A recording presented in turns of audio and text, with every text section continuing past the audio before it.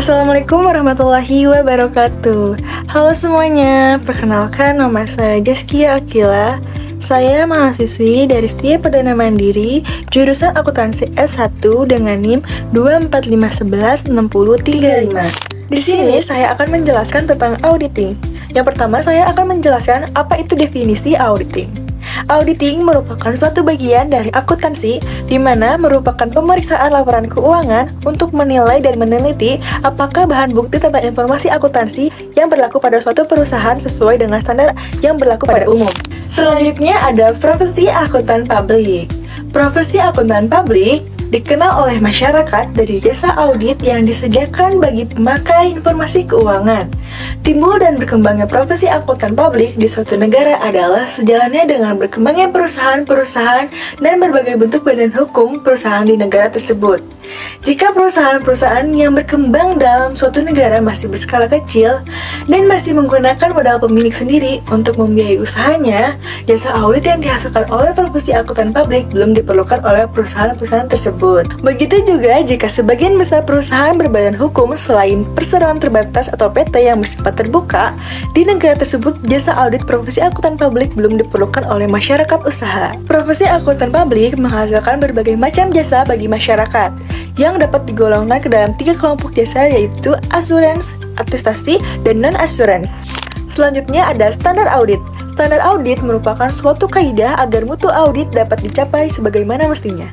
Auditor dalam melaksanakan tugas auditnya harus berpedoman pada standar audit yang ditetapkan dan disahkan oleh Institut Akuntan Publik Indonesia atau IAPI. Dalam penulisan tugas akhir ini, standar audit yang digunakan adalah standar audit 700 terkait perumusan suatu opini atas laporan keuangan. Menurut standar audit atau SA700 dalam IAPI 2016, auditor harus merumuskan suatu opini tentang apakah laporan keuangan disusun dalam suatu hal yang material sesuai dengan kerangka laporan keuangan yang berlaku.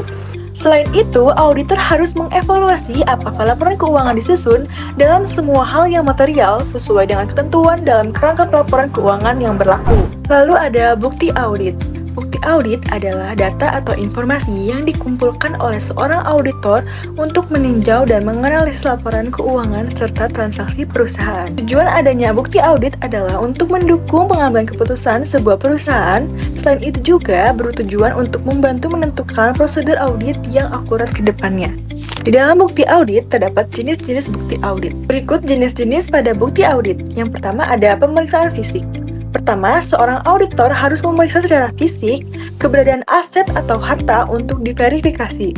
Tidak hanya melakukan verifikasi saja, melainkan juga memeriksa kondisi aset yang ada. Dua, ada konfirmasi.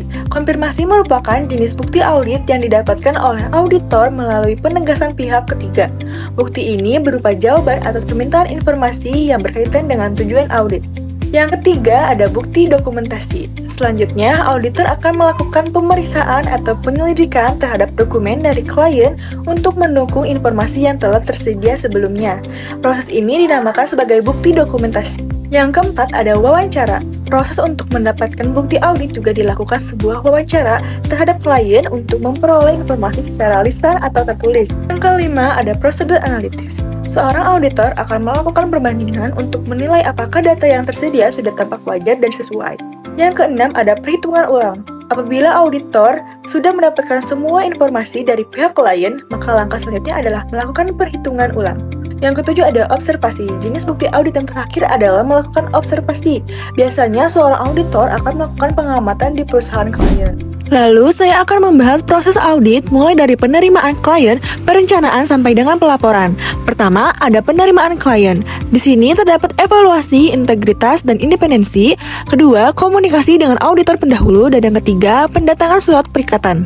Kedua, ada perencanaan audit yang berisi memahami bisnis dan industri klien, menilai risiko salah saji material, menyusun strategi dan rencana audit. Ketiga, ada pelaksanaan atau pengujian yang berisi pengujian pengendalian, pengujian substantif, dan pengumpulan bukti audit. Dan yang terakhir ada pelaporan audit yang berisi mengevaluasi temuan audit, menyusun draft dan laporan akhir audit, dan penerbitan opini audit.